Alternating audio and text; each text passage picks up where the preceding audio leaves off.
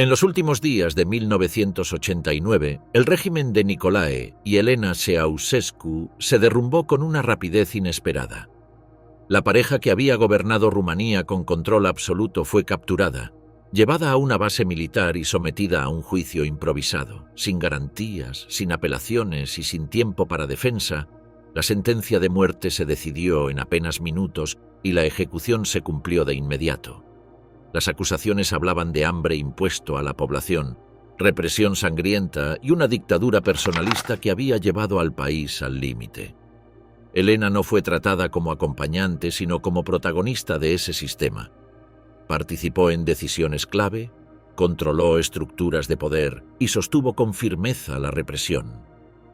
Para el tribunal, su responsabilidad era inseparable de la de Nicolae. ¿Fue un acto de justicia o una ejecución política? ¿Por qué Elena fue considerada tan peligrosa como su esposo? La semilla del poder, el ascenso imparable de Nicolae y Elena. En las primeras décadas del siglo XX, Rumanía era un país predominantemente agrícola donde 90% de la población vivía en el campo. Nicolae Ceausescu nació el 26 de enero de 1918 en Scornicesti, una aldea de la región de Olt, al sur del país. Era el tercero de 10 hermanos en una familia campesina que trabajaba tierras ajenas como arrendatarios. Su padre, Andruta Ceausescu, combinaba el trabajo agrícola con oficios como la carpintería. La familia vivía en una casa de adobe sin electricidad ni agua corriente.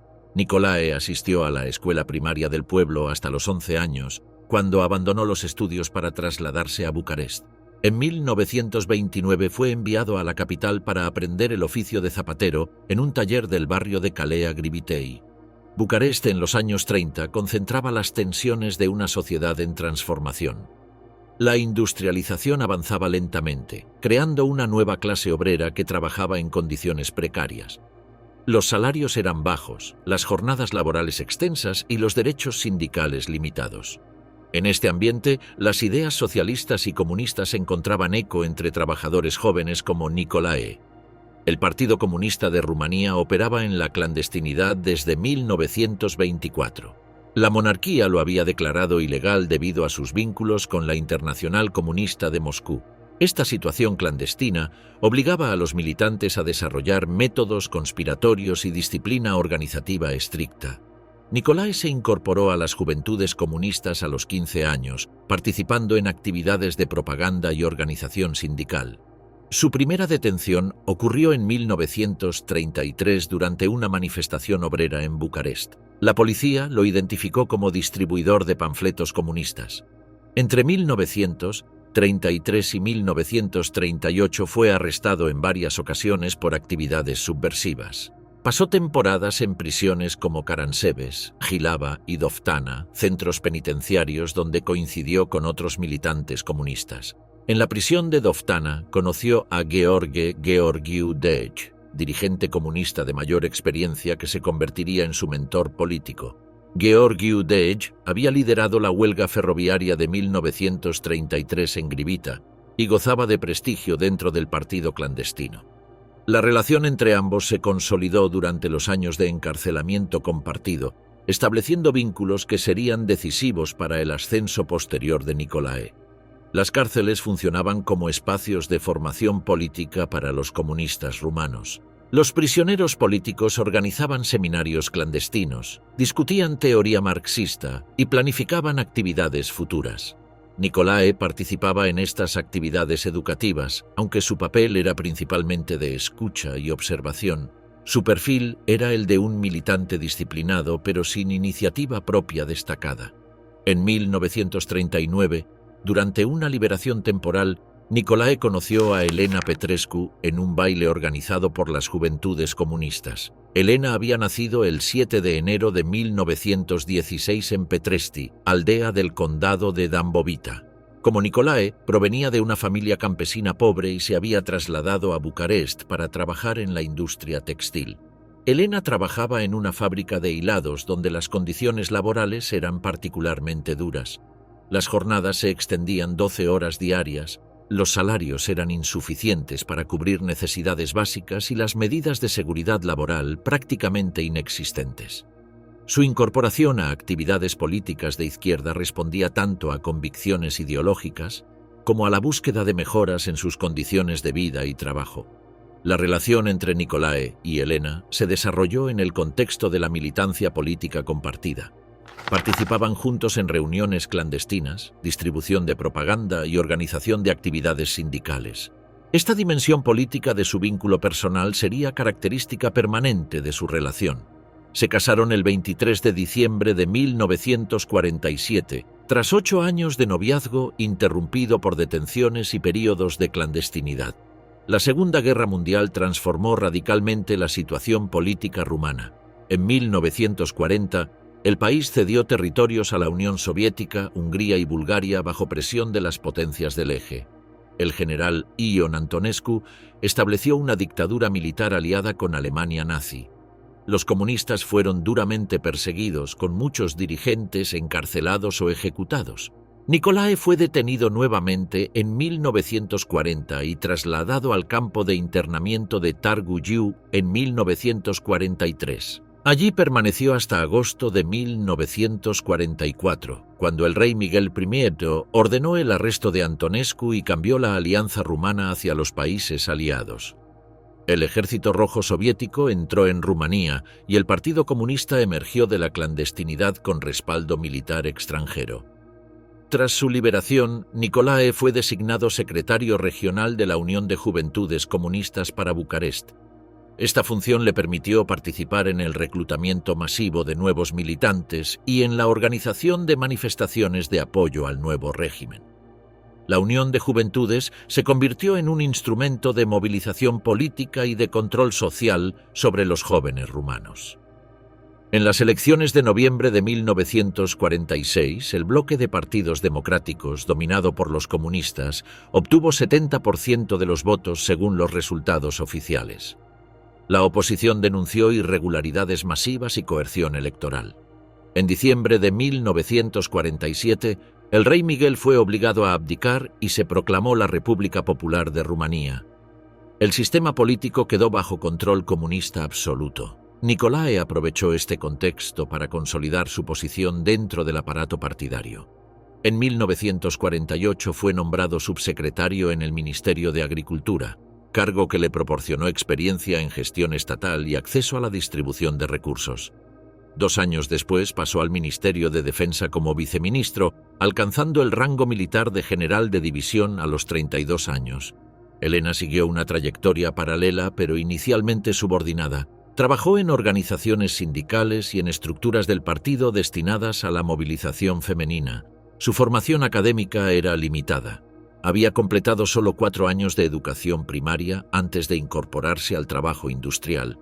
Sin embargo, su posición como esposa de un dirigente en ascenso le proporcionaba influencia creciente dentro de los círculos políticos. En 1952, Nicolae ingresó al Comité Central del Partido Comunista Rumano. Este nombramiento lo situaba entre los dirigentes de primer nivel del país. Durante los años 50 participó en las purgas internas que consolidaron el poder de Gheorghiu Dej, eliminando a competidores políticos reales o potenciales. Su papel era principalmente ejecutivo, implementaba decisiones tomadas por otros, pero sin cuestionar líneas políticas fundamentales. La muerte de Stalin en 1953 y el proceso de desestalinización iniciado por Nikita Khrushchev generaron tensiones dentro del bloque soviético. Gheorghiu Dej maniobró para mantener autonomía respecto a Moscú, especialmente en política económica. Nicolae respaldó estas maniobras sin asumir protagonismo público, consolidando su reputación como ejecutor confiable de directrices superiores. Entre 1954 y 1965, Nicolae desempeñó diversas funciones relacionadas con organización partidaria, supervisión militar y coordinación de estructuras de seguridad. Su especialidad era la inspección y el control de cuadros, funciones que le proporcionaron conocimiento detallado del funcionamiento interno del aparato estatal y partidario. Esta experiencia sería fundamental para su consolidación posterior como líder supremo. La muerte de Gheorghiu Dej en marzo de 1965 abrió una competencia sucesoria dentro del Partido Comunista Rumano. Nicolae era considerado candidato de continuidad, sin enemigos declarados dentro de las diferentes facciones partidarias. Su perfil de militante disciplinado, sin ambiciones aparentes de renovación radical, lo convertía en opción aceptable para dirigentes que deseaban mantener estabilidad en el sistema político establecido. El 22 de marzo de 1965, Nicolae Ceausescu fue elegido primer secretario del Partido Comunista Rumano. 2 años después, en 1967, asumió la presidencia del Consejo de Estado, concentrando funciones de jefe de Estado y líder partidario. Elena comenzó a participar en estructuras partidarias de nivel medio, preparando el terreno para su ascenso político posterior. Una dictadura diferente entre Moscú y Occidente. La primera crisis internacional que enfrentó Nicolae Ceausescu como líder rumano definió su política exterior durante las 2 décadas siguientes. El 20 de agosto de 1968, tropas del Pacto de Varsovia invadieron Checoslovaquia para sofocar las reformas liberalizadoras de Alexander Dubček, conocidas como Primavera de Praga. Mientras Bulgaria, Hungría, Polonia y Alemania Oriental participaron en la operación militar, Rumanía se abstuvo y condenó públicamente la invasión. El 21 de agosto, Ceausescu pronunció un discurso en la Plaza de la República de Bucarest ante 200.000 ciudadanos convocados por el partido. Declaró que la invasión violaba la soberanía checoslovaca y los principios de igualdad entre naciones socialistas. Rechazó cualquier doctrina que justificara la intervención militar en asuntos internos de otros países. La multitud respondió con aplausos prolongados y gritos de apoyo al líder rumano. Esta postura independiente transformó la imagen internacional de Ceausescu. Gobiernos occidentales que habían mantenido relaciones frías con Bucarest comenzaron a ver en él un interlocutor valioso dentro del bloque soviético. La prensa europea y estadounidense lo describía como el líder comunista que se atrevía a desafiar a Moscú. Esta percepción se tradujo en invitaciones diplomáticas de alto nivel que reforzaron el prestigio del régimen rumano. El 10 de mayo de 1968, el presidente francés Charles de Gaulle visitó Bucarest, convirtiéndose en el primer mandatario occidental en hacerlo desde la instalación del régimen comunista. De Gaulle buscaba diversificar las alianzas francesas en el contexto de su política de independencia respecto a Washington y Moscú. Los acuerdos firmados incluyeron cooperación industrial, intercambio cultural y créditos financieros que ascendían a 300 millones de francos. Un año después, el presidente estadounidense Richard Nixon realizó una visita oficial a Rumanía, primera de un mandatario norteamericano a un país del Pacto de Varsovia tras la Segunda Guerra Mundial. Nixon llegó a Bucarest el 2 de agosto de 1969, recibido por multitudes organizadas que vitoreaban por las calles de la capital. Los acuerdos comerciales firmados otorgaron a Rumanía acceso preferencial a tecnología occidental y líneas de crédito del Export-Import Bank estadounidense. Estas aperturas diplomáticas proporcionaron al régimen rumano recursos financieros significativos. Entre 1968 y 1978, Rumanía recibió préstamos por valor de $6.000 millones de instituciones occidentales, incluyendo el Fondo Monetario Internacional y el Banco Mundial. Los fondos se destinaron oficialmente a proyectos de industrialización pesada que buscaban modernizar la estructura económica del país. Paralelamente a esta política de equilibrio internacional, Ceausescu construía su autoridad interna mediante un culto a la personalidad progresivamente elaborado. Los primeros elementos aparecieron hacia 1968, cuando los medios estatales comenzaron a referirse a él con títulos honoríficos. Se le denominaba conducator, término rumano para líder que evocaba a los príncipes medievales que habían resistido dominaciones extranjeras. La propaganda oficial establecía paralelos entre Ceausescu y figuras históricas como Mircea el Viejo o Miguel el Valiente, gobernantes medievales presentados como defensores de la independencia nacional. Esta narrativa nacionalista se combinaba con el marxismo ortodoxo para crear una ideología específicamente rumana que justificaba la autonomía respecto a Moscú. El partido no cuestionaba el socialismo, sino que proclamaba un socialismo nacional rumano bajo liderazgo de Ceausescu. Elena Ceausescu experimentó un ascenso político acelerado durante este periodo. En 1968 fue nombrada directora del Instituto Nacional de Investigación Química. Su nombramiento se justificaba por su experiencia en la industria textil, aunque su trabajo previo había sido operativo. La posición le proporcionaba autoridad en un sector estratégico de la economía rumana. En 1972, Elena ingresó al Comité Ejecutivo del Partido Comunista Rumano, órgano de decisión política suprema del país. La pareja Ceausescu comenzaba a funcionar como diarquía, con Nicolae concentrando funciones políticas y Elena expandiendo su influencia en áreas técnicas y educativas. Durante los años 70, la construcción del culto a Elena siguió patrones similares al de su esposo. Se le atribuyeron descubrimientos científicos inexistentes, publicaciones académicas que no había escrito y reconocimientos internacionales gestionados por la diplomacia rumana. Universidades europeas le otorgaron doctorados honoris causa bajo presión de sus respectivos gobiernos, interesados en mantener relaciones comerciales con Bucarest. El sistema represivo rumano se desarrolló simultáneamente a estas maniobras diplomáticas.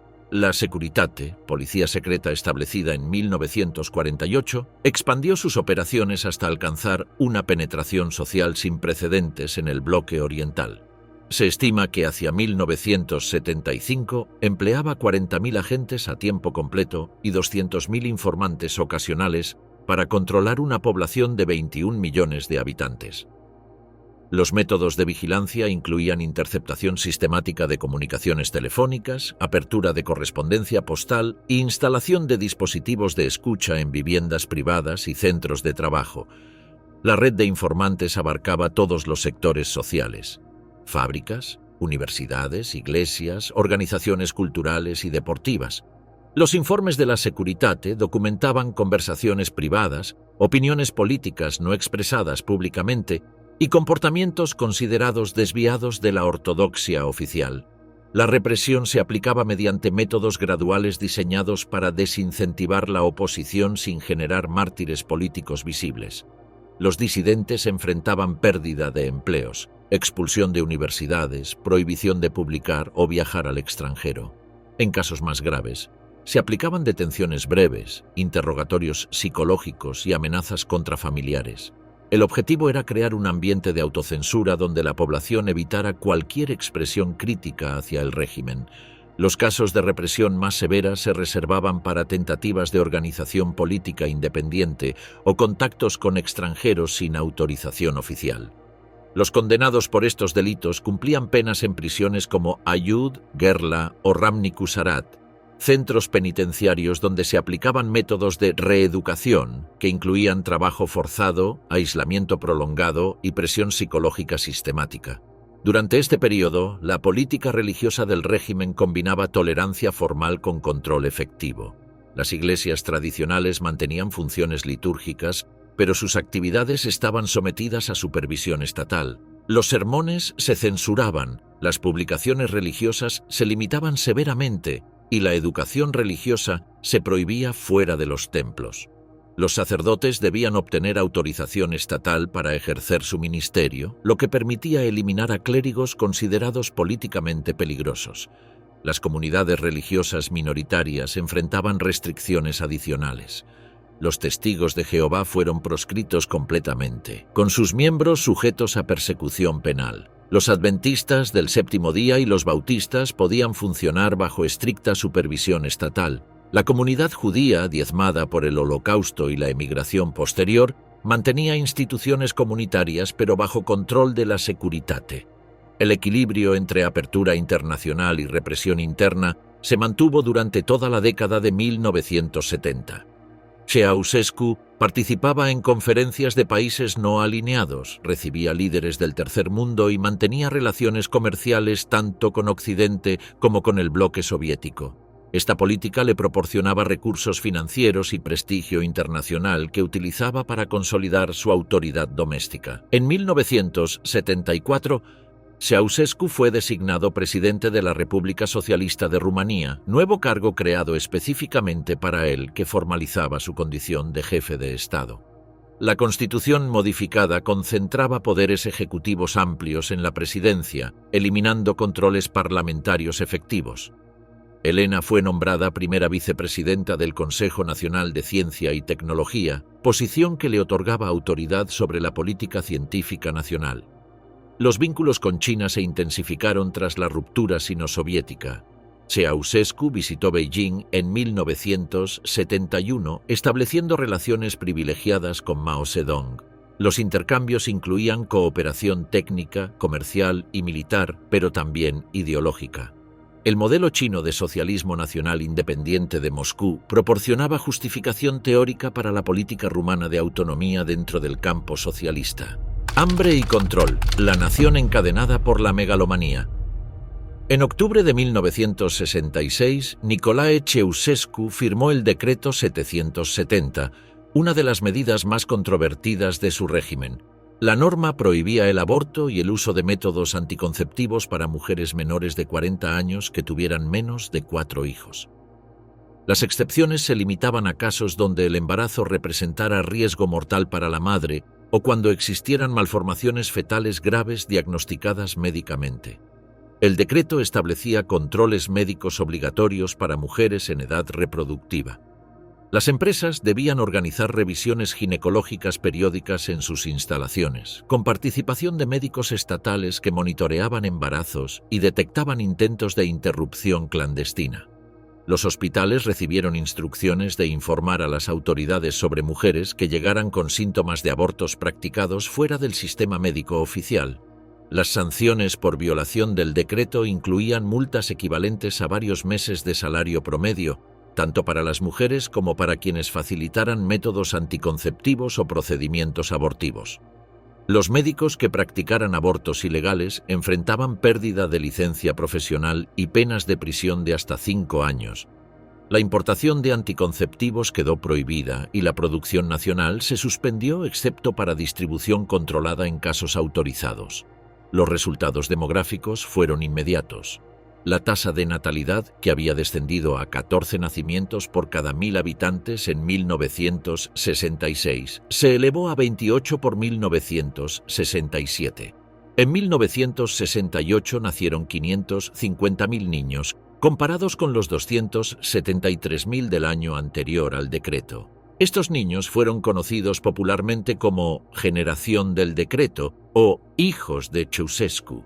Sin embargo, el sistema social rumano no estaba preparado para absorber este incremento demográfico súbito. Los salarios permanecían estancados mientras el costo de vida aumentaba, especialmente en alimentación y vivienda.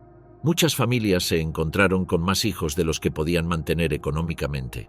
La situación se agravó cuando las madres solteras, anteriormente minoritarias, aumentaron significativamente debido a las restricciones contraceptivas. Los orfanatos estatales experimentaron una saturación sin precedentes. El número de niños institucionalizados pasó de 10.000 en 1966 a más de 100.000 en 1989. Las instalaciones, diseñadas para capacidades menores, operaban con hacinamiento crónico.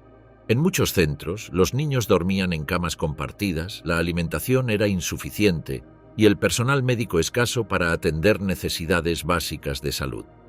Las condiciones en estos orfanatos se deterioraron progresivamente durante los años 70 y 80.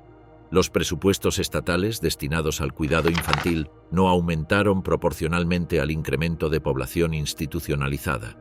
Los niños recibían atención médica irregular, educación limitada y preparación laboral rudimentaria. Muchos permanecían en el sistema institucional hasta los 18 años, momento en que eran liberados sin recursos ni habilidades para integrarse a la sociedad. Paralelamente, el decreto generó un mercado clandestino de servicios reproductivos. Mujeres desesperadas recurrían a métodos abortivos caseros que incluían plantas medicinales, instrumentos improvisados y sustancias químicas peligrosas. Los procedimientos se realizaban en condiciones higiénicas deficientes, frecuentemente sin conocimiento médico adecuado. Se estima que entre 3.000 y 10.000 mujeres murieron anualmente por complicaciones de abortos clandestinos durante la vigencia del decreto. Los médicos oficiales enfrentaban presiones contradictorias. Por un lado, debían hacer cumplir el decreto reportando embarazos y detectando violaciones. Por otro, conocían las consecuencias médicas y sociales de la prohibición contraceptiva. Algunos desarrollaron códigos informales para ayudar a pacientes en situaciones desesperadas, arriesgando sus carreras profesionales. Otros se limitaron a cumplir estrictamente las regulaciones para evitar repercusiones legales. En 1971, Ceausescu realizó una visita oficial a China y Corea del Norte que impactó profundamente su concepción del poder político. En Beijing fue recibido por Mao Zedong, quien le explicó los principios de la Revolución Cultural China. En Pyongyang, Kim Il-sung le mostró el sistema de culto personalizado norcoreano y los métodos de movilización masiva utilizados en ese país. A su regreso a Bucarest, Ceausescu implementó lo que denominó las Tesis de Julio, programa político que intensificaba el control ideológico sobre la sociedad rumana. El documento, publicado en julio de 1971, establecía que la cultura, la educación y los medios de comunicación debían servir exclusivamente a la construcción del socialismo bajo dirección partidaria. Se eliminaron influencias culturales occidentales consideradas burguesas y se reforzó la propaganda nacionalista. La aplicación de las tesis transformó el panorama cultural rumano. Las editoriales modificaron sus planes de publicación, eliminando literatura occidental contemporánea. Las salas de cine redujeron la programación de películas extranjeras, sustituyéndolas por producciones rumanas y de otros países socialistas.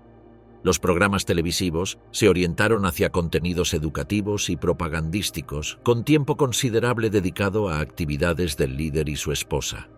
La construcción de la imagen científica de Helena siguió patrones sistemáticos de falsificación durante este período. Se crearon publicaciones académicas con su nombre como autora principal, aunque el contenido era elaborado por equipos de investigadores profesionales. Universidades rumanas le otorgaron títulos doctorales sin exámenes ni tesis defendidas públicamente. Instituciones científicas extranjeras, presionadas por consideraciones diplomáticas, le concedieron membresías honorarias y reconocimientos académicos. En 1974, Helena fue elegida miembro del Comité Político Ejecutivo del Partido Comunista Rumano, el órgano de decisión suprema del país. Su nombramiento se presentó como reconocimiento a sus contribuciones científicas y organizativas. En realidad, representaba la consolidación formal de una diarquía donde la pareja compartía el poder político efectivo. Nicolae mantenía las funciones de liderazgo público, mientras Helena controlaba sectores clave de la administración estatal. Durante la segunda mitad de los años 70, la situación económica rumana comenzó a deteriorarse debido a factores externos e internos. La crisis del petróleo de 1973 elevó los costos energéticos, afectando la industria pesada que constituía el núcleo del modelo de desarrollo rumano. Los préstamos occidentales, utilizados para financiar proyectos industriales, generaban obligaciones de pago crecientes denominadas en monedas fuertes. La deuda externa rumana creció exponencialmente durante este periodo. De $1.000 millones en 1970, ascendió a 10.000 millones en 1981.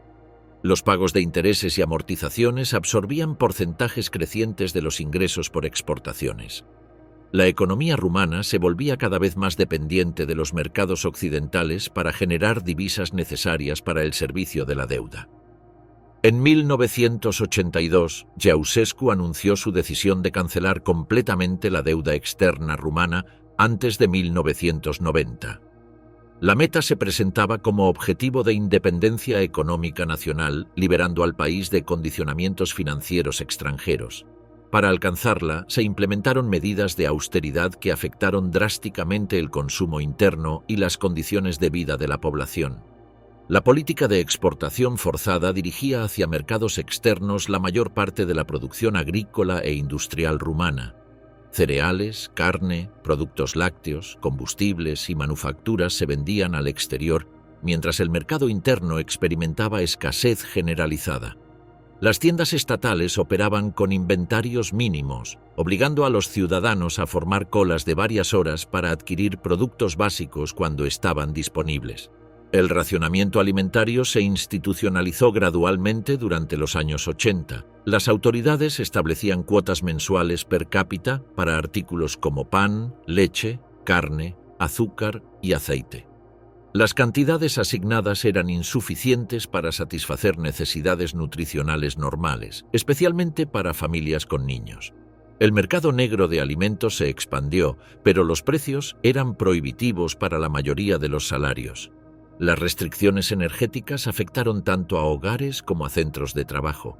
El suministro eléctrico se limitaba a pocas horas diarias en zonas residenciales, obligando a las familias a reorganizar sus actividades cotidianas. La calefacción se suspendía durante gran parte del invierno, incluso cuando las temperaturas descendían varios grados bajo cero. El agua caliente se suministraba solo 1 o 2 veces por semana, complicando la higiene personal y doméstica.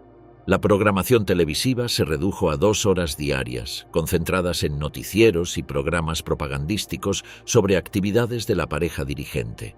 El contenido se centraba en visitas a fábricas y granjas colectivas, discursos en reuniones partidarias y ceremonias oficiales. No existían programas de entretenimiento, deportes o cultura que no tuvieran función educativa explícita según la ideología oficial. Mientras la población enfrentaba estas privaciones, la pareja Ceausescu mantenía un estilo de vida ostentoso que contrastaba dramáticamente con la austeridad impuesta. Residían en múltiples palacios equipados con lujos importados, incluyendo muebles franceses, tapices persas y vajillas de porcelana china.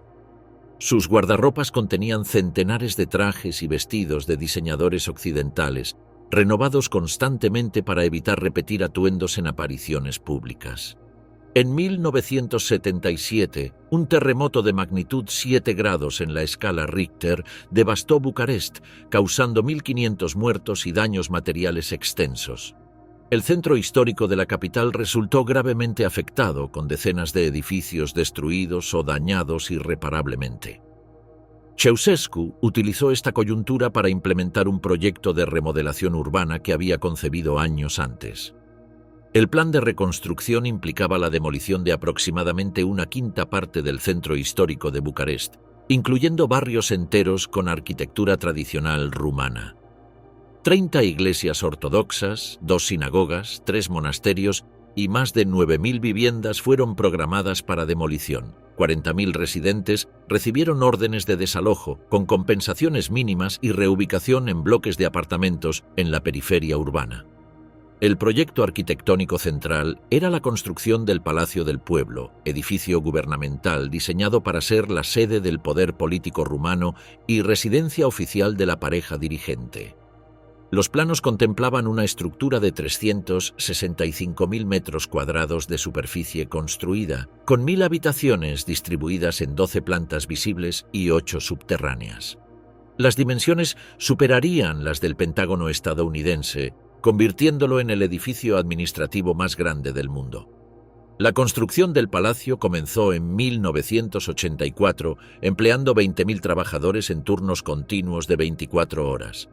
Los materiales incluían 1 millón de metros cuadrados de mármol de Carrara, 3.500 toneladas de cristal, 700 toneladas de acero y bronce para decoraciones y 900 metros cúbicos de madera para parquets y paneles. Las alfombras, tejidas especialmente para el proyecto, cubrían 20.000 metros cuadrados de superficies interiores. El costo del palacio se estimaba en $2.000 millones según precios de la época, cantidad equivalente a aproximadamente 10% del Producto Interno Bruto rumano anual.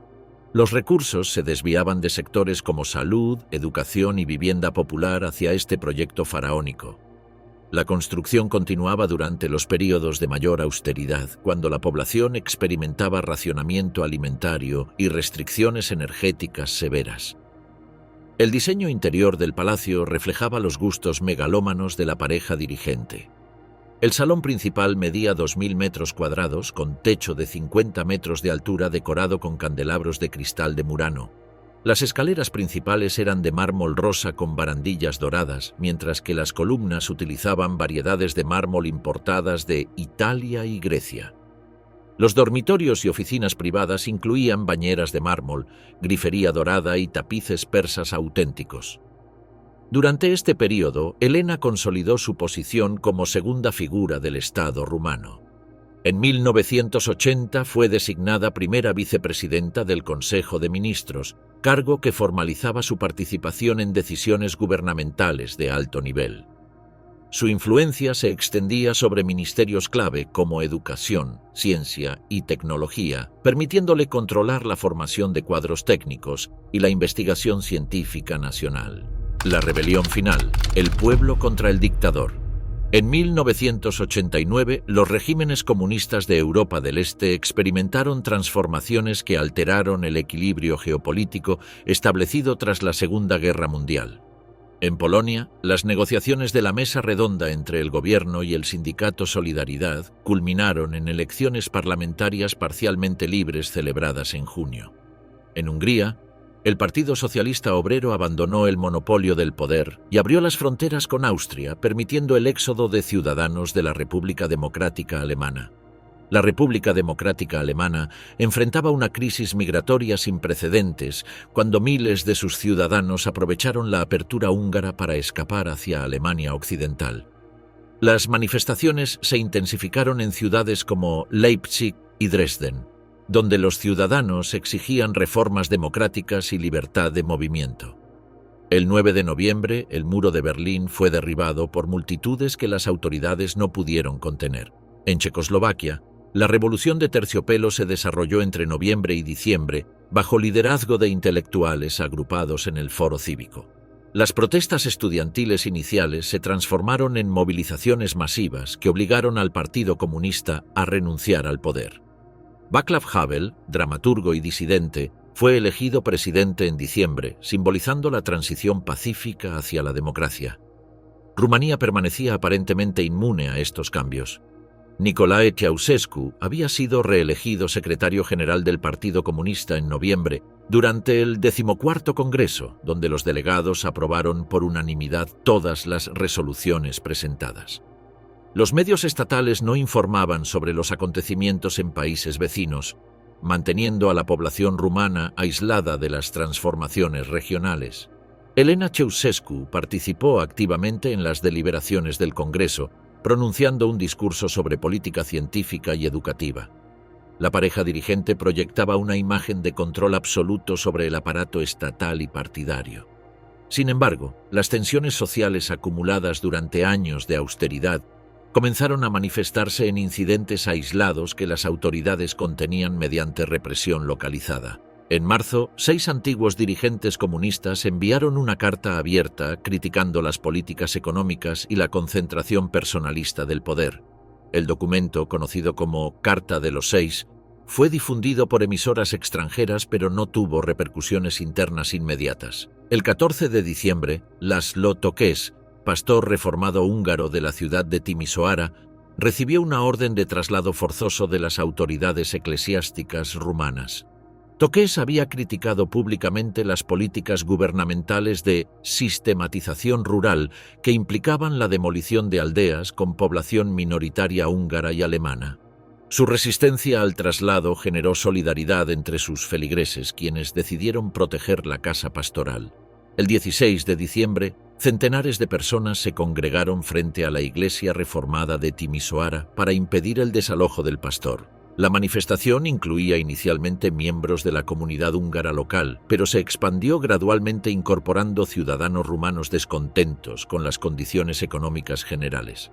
Las autoridades locales intentaron dispersar la concentración mediante métodos habituales de intimidación. Durante la tarde del 16 de diciembre, la protesta se extendió hacia el centro de Timisoara, donde los manifestantes marcharon hacia la sede del comité partidario municipal gritando consignas contra las políticas de austeridad y el racionamiento alimentario. Las fuerzas policiales establecieron cordones para contener la movilización, pero el número de participantes continuaba creciendo a medida que se sumaban trabajadores que salían de las fábricas. El 17 de diciembre, Ceausescu declaró estado de emergencia en Timisoara y ordenó al general Vasile Milea, ministro de Defensa, restaurar el orden mediante intervención militar. Las tropas recibieron autorización para utilizar armas de fuego contra los manifestantes. Los enfrentamientos se intensificaron cuando unidades del ejército y de la Securitate abrieron fuego contra las multitudes concentradas en la plaza central de la ciudad. Los combates se prolongaron durante 3 días, con un saldo oficial de 97 muertos y 300 heridos, aunque fuentes no oficiales estimaban cifras significativamente mayores. Los hospitales de Timisoara recibieron instrucciones de no proporcionar información sobre las víctimas. Algunos cadáveres fueron retirados durante la noche y enterrados en localidades distantes para ocultar la magnitud de la represión. Las imágenes de la represión en Timisoara fueron transmitidas por televisoras húngaras y yugoslavas, cuyos señales alcanzaban territorio rumano en las regiones fronterizas. Radio Europa Libre y la BBC difundieron testimonios de testigos presenciales que describían la violencia utilizada por las fuerzas de seguridad. La información circuló gradualmente hacia otras ciudades rumanas a través de comunicaciones informales. El 20 de diciembre, trabajadores de varias fábricas de Timisoara se declararon en huelga general y ocuparon sus centros laborales. Los huelguistas exigían el cese de la represión, la remoción de autoridades locales responsables de las muertes y el fin de las políticas de austeridad que habían deteriorado sus condiciones de vida. El general Milea ordenó a las tropas retirarse a los cuarteles, reconociendo implícitamente la pérdida de control sobre la situación. Ceausescu, que se encontraba realizando una visita oficial a Irán, decidió interrumpir su viaje y regresar inmediatamente a Bucarest. Su ausencia durante los eventos críticos había sido interpretada por algunos sectores como signo de debilidad o desconexión con la realidad nacional.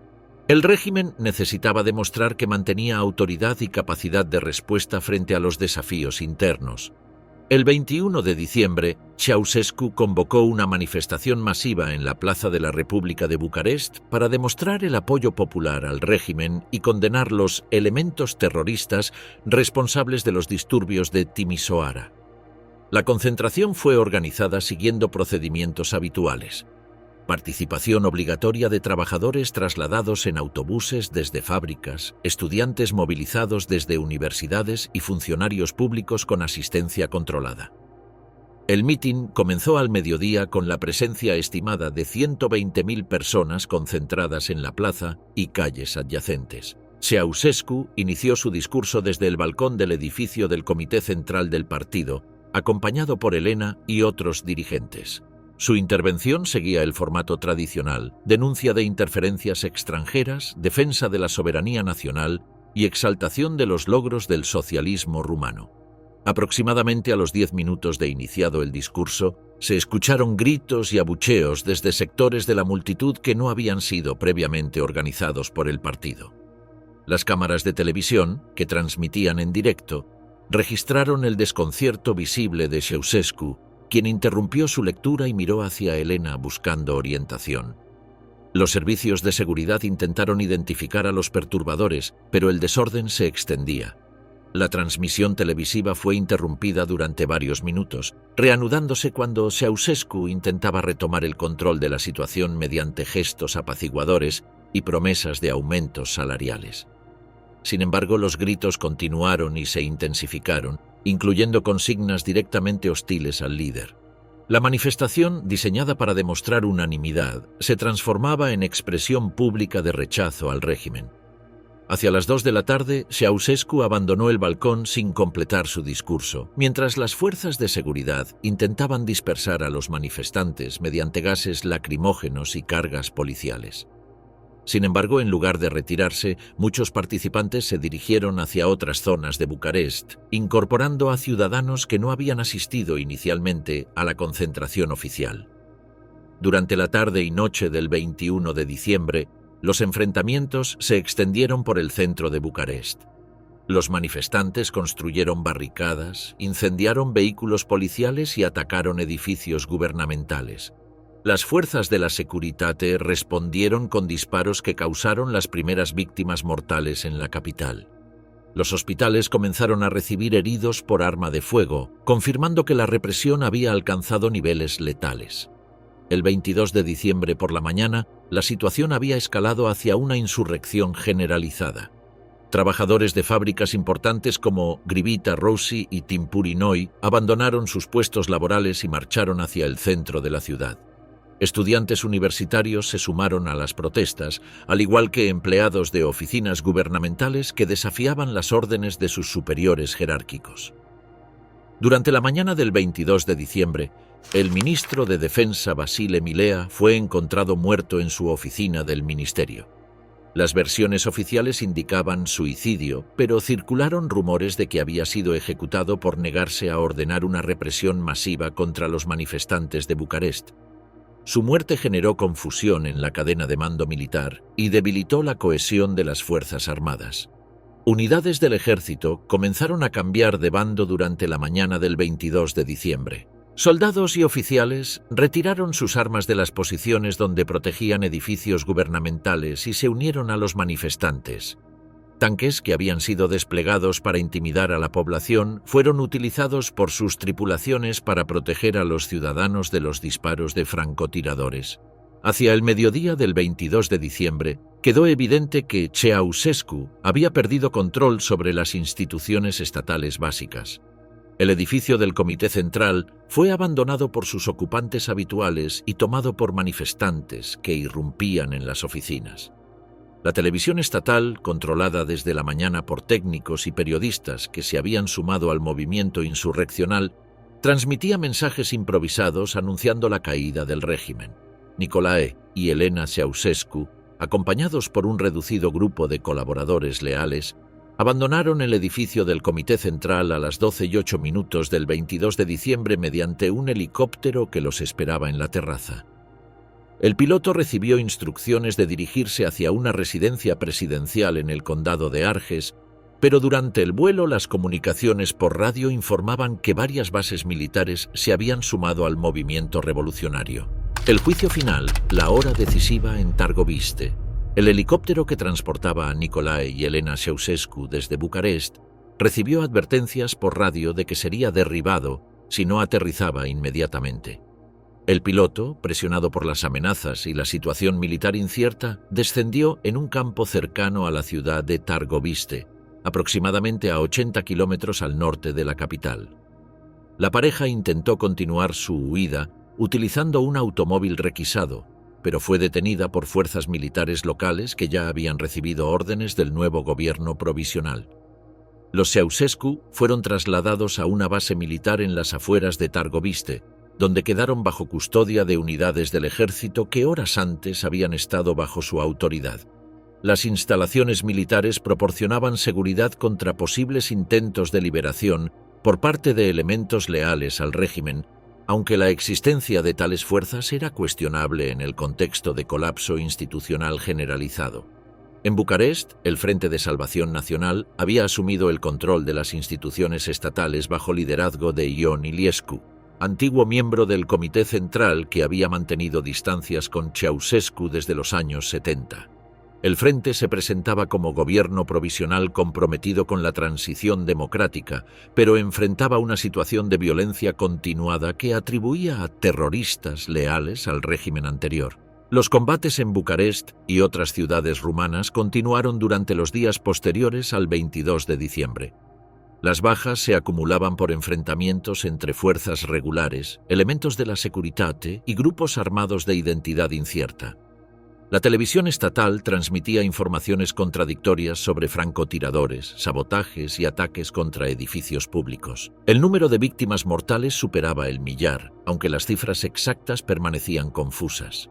En este contexto de inestabilidad, el Frente de Salvación Nacional consideró que mantener vivos a Nicolae y Elena Ceausescu representaba un riesgo de desestabilización adicional. Se temía que su presencia pudiera ser utilizada por supuestos elementos contrarrevolucionarios para justificar la continuación de los combates. La decisión de proceder a un juicio inmediato se tomó con el objetivo de proporcionar una resolución definitiva a la crisis política. El 25 de diciembre, día de Navidad, se organizó un tribunal militar en las instalaciones de la guarnición de Târgoviște. El procedimiento se diseñó para ser expeditivo, sin las formalidades habituales de los procesos judiciales normales. Los jueces fueron designados entre oficiales militares disponibles en la base, sin preparación previa específica para el caso. No se estableció un sistema de defensa efectivo, ni se permitió tiempo para la preparación de alegatos. El tribunal estaba compuesto por el coronel Gheorghe Andrei como presidente, el mayor Nicolae Cosma y el capitán Viorel Moldoveanu como jueces asociados. El fiscal militar Dan Voinea presentó la acusación, mientras que Nicolae Teodorescu y Eugeniu Iordachescu fueron designados como defensores oficiales. Los acusados fueron conducidos a la sala esposados y bajo fuerte escolta militar. Los cargos presentados contra Nicolae Ceausescu incluían genocidio por las muertes causadas durante la represión de las manifestaciones, subversión del poder estatal mediante el establecimiento de una dictadura personal, destrucción de la economía nacional a través de políticas que causaron hambre y privaciones, enriquecimiento ilícito mediante apropiación de fondos estatales y tentativa de fuga del país con capital público. Elena Ceausescu enfrentó cargos similares, con énfasis particular en su participación en decisiones políticas fundamentales durante las últimas décadas. Se la acusaba de complicidad en genocidio, participación en la subversión estatal, responsabilidad en la destrucción económica del país y enriquecimiento personal mediante el uso indebido de recursos públicos. Nicolae Ceausescu rechazó desde el inicio reconocer la legitimidad del tribunal. Declaró que continuaba siendo el presidente legítimo de la República Socialista de Rumanía y que ningún órgano tenía competencia legal para juzgarlo. Insistió en que solo la Gran Asamblea Nacional, parlamento oficial del régimen anterior, podía proceder contra él. Durante toda la sesión mantuvo esta posición, negándose a responder interrogatorios o reconocer la autoridad de los jueces. Elena Ceausescu adoptó una actitud más confrontacional, interrumpiendo frecuentemente las intervenciones de fiscales y jueces con insultos y desafíos directos. Calificó a los presentes como traidores y colaboradores de fuerzas extranjeras. Su comportamiento durante el juicio alternaba entre gritos airados y negativas categóricas a participar en el procedimiento. Exigía ser tratada con los honores correspondientes a su posición de vicepresidenta del Consejo de Estado. El fiscal Voinea presentó acusaciones específicas relacionadas con la represión de manifestaciones en Timișoara y Bucarest, citando el número de víctimas mortales y heridos.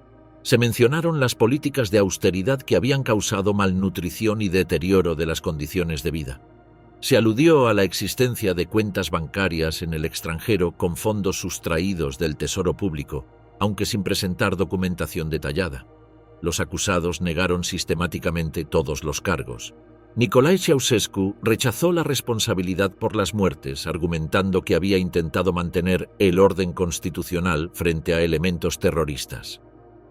Negó la existencia de cuentas bancarias extranjeras y atribuyó las dificultades económicas a sabotajes y conspiraciones internacionales.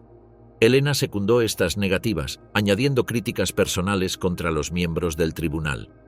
La defensa oficial, ejercida nominalmente por los abogados designados, se limitó a señalar la falta de garantías procesales y la ausencia de tiempo suficiente para preparar alegatos. Los defensores indicaron que sus clientes no reconocían el tribunal y solicitaban un proceso legal con garantías constitucionales. Su participación fue meramente formal, sin impacto efectivo en el desarrollo del procedimiento. Durante el interrogatorio, Nicolae Ceausescu entonó fragmentos de canciones comunistas, incluyendo la Internacional. Sus intervenciones mezclaban referencias a la ortodoxia marxista con afirmaciones sobre su legitimidad constitucional. Elena mantuvo un tono agresivo, rechazando responder preguntas específicas y concentrándose en denunciar lo que consideraba una conspiración contra el gobierno legítimo. El tribunal procedió sin considerar las objeciones de los acusados sobre su legitimidad. Las deliberaciones fueron mínimas, dados los objetivos políticos del procedimiento. El veredicto se anunció menos de una hora después del inicio de la sesión, pena de muerte para ambos acusados, con ejecución inmediata. La sentencia se dictó en nombre del pueblo rumano y sin posibilidad de apelación. Los condenados fueron informados de la decisión y conducidos inmediatamente fuera de la sala. Nicolae mantuvo su compostura, reiterando que seguía siendo el presidente legítimo del país. Elena continuó gritando insultos contra los militares y denunciando la ilegitimidad del procedimiento. Ambos rechazaron la oferta de confesión religiosa antes de la ejecución. El procedimiento completo, desde el inicio del juicio hasta el anuncio de la sentencia, duró 55 minutos. No hubo tiempo para presentación detallada de pruebas, testimonios de testigos o elaboración de defensas sustantivas. El objetivo era proporcionar una apariencia de legalidad a una decisión que había sido tomada por consideraciones políticas relacionadas con la estabilización del país. La rapidez del proceso respondía tanto a la urgencia de la situación militar como a la intención de eliminar definitivamente cualquier posibilidad de utilizar la figura de los Ceausescu como símbolo de resistencia al nuevo orden. El Frente de Salvación Nacional necesitaba demostrar que había asumido control efectivo y que el régimen anterior había terminado irreversiblemente. La ejecución televisada, el fin brutal de un régimen. Nicolae y Elena Ceausescu fueron conducidos al patio trasero de la instalación militar de Targoviste inmediatamente después del anuncio de la sentencia. El área seleccionada para la ejecución era un espacio reducido entre edificios militares con un muro de ladrillo que serviría como paredón. Las condiciones reflejaban la improvisación del procedimiento.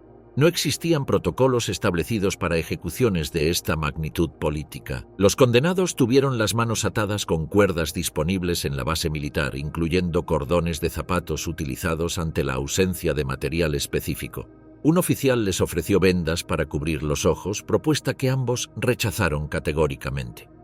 Nicolae mantuvo una actitud solemne mientras Elena continuaba profiriendo insultos contra los soldados presentes.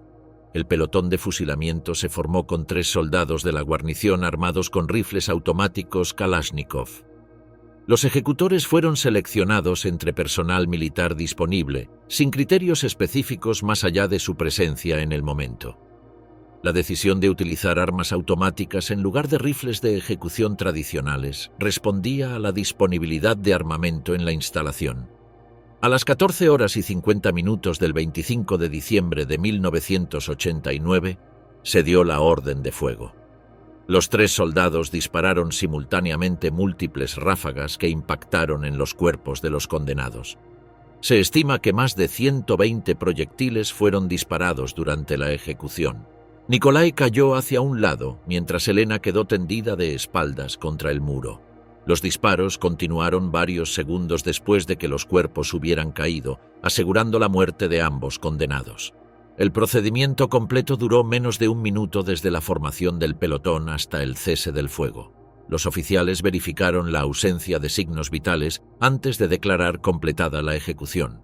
Durante el procedimiento se realizó una grabación con una cámara de video soviética disponible en la base militar.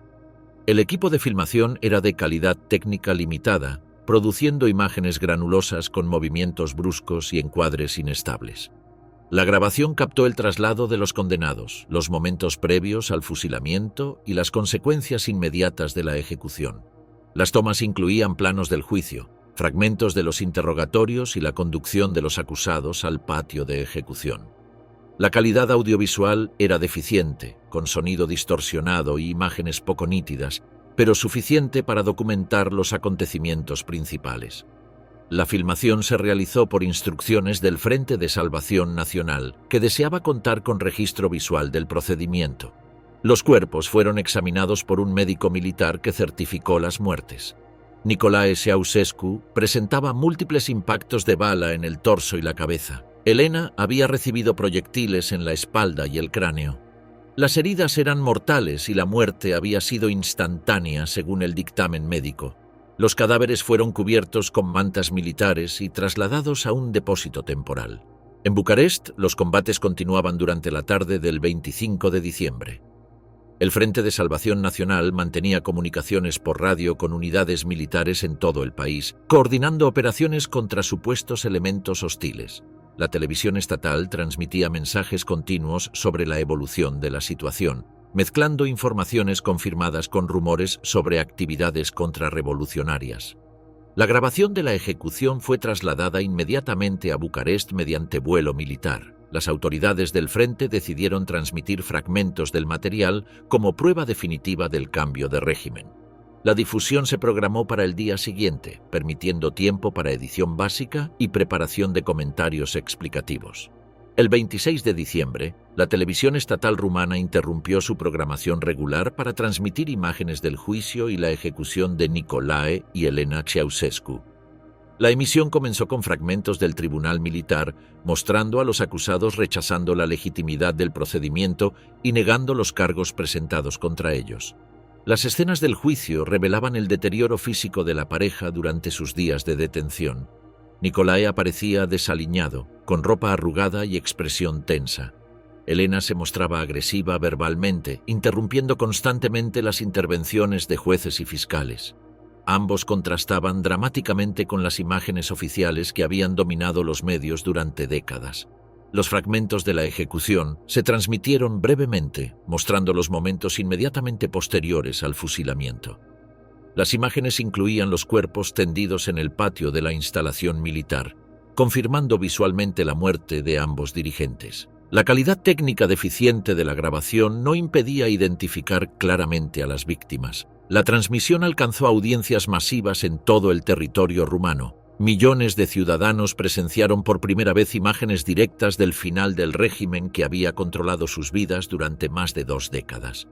Las reacciones variaron desde alivio hasta shock, pasando por confusión ante la rapidez de los acontecimientos. En muchas localidades, la población salió a las calles tras la transmisión, celebrando el fin del régimen o simplemente expresando la tensión acumulada durante años de represión. En otras zonas predominaba la cautela ante la incertidumbre política y la continuación de los combates. La televisión se convirtió en el medio principal de información sobre la evolución de la crisis nacional. Las imágenes fueron retransmitidas por televisoras internacionales, proporcionando cobertura global a los acontecimientos rumanos. Agencias de noticias europeas y estadounidenses reprodujeron los fragmentos, convirtiendo la ejecución en un evento mediático de alcance mundial. La brutalidad de las imágenes contrastaba con las transiciones pacíficas ocurridas en otros países del bloque oriental. La transmisión sirvió como instrumento de control psicológico para el nuevo gobierno.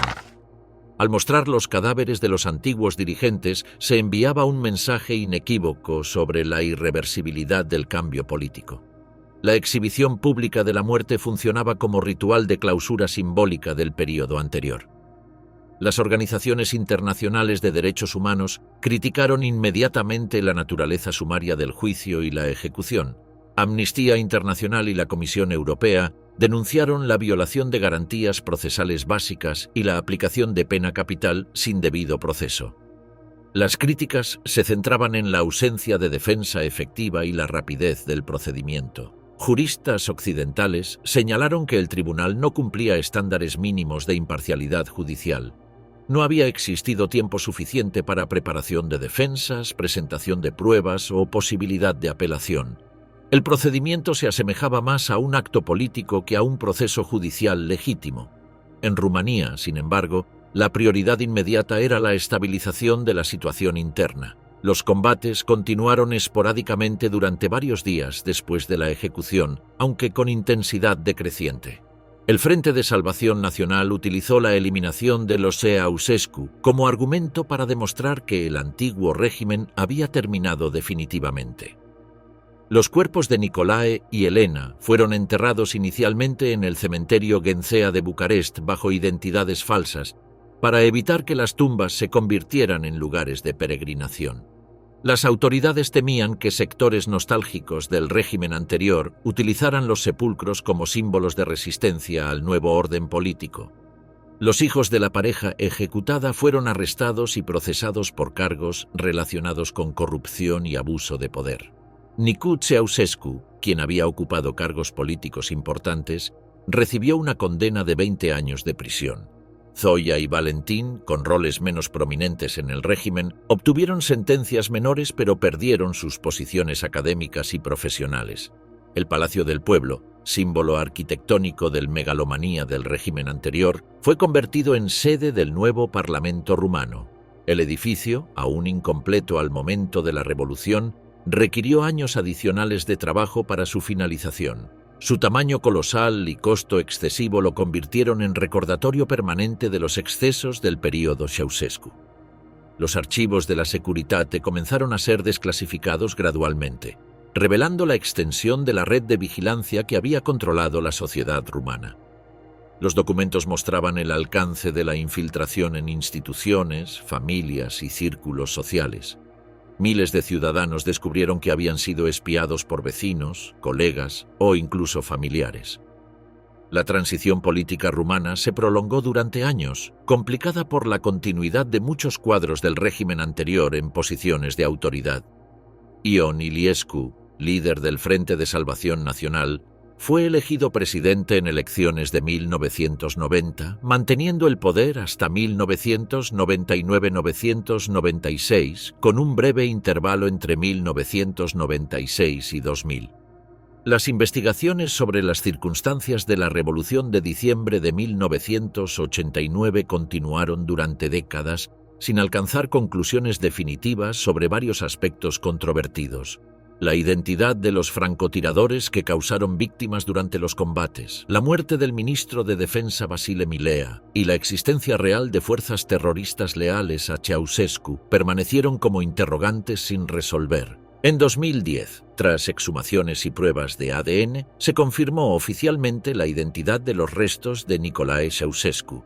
Elena fue reenterrada junto a su esposo en una ceremonia que reabrió debates sobre el legado del régimen y la justicia de la ejecución sumaria. El 20º aniversario de su muerte generó reflexiones sobre la transición democrática rumana y sus limitaciones. La grabación de la ejecución continuó circulando en medios internacionales como documento histórico de la caída del comunismo en Europa del Este. Las imágenes mantuvieron su impacto visual, representando el final violento de un régimen que había ejercido control totalitario sobre la sociedad rumana durante un cuarto de siglo.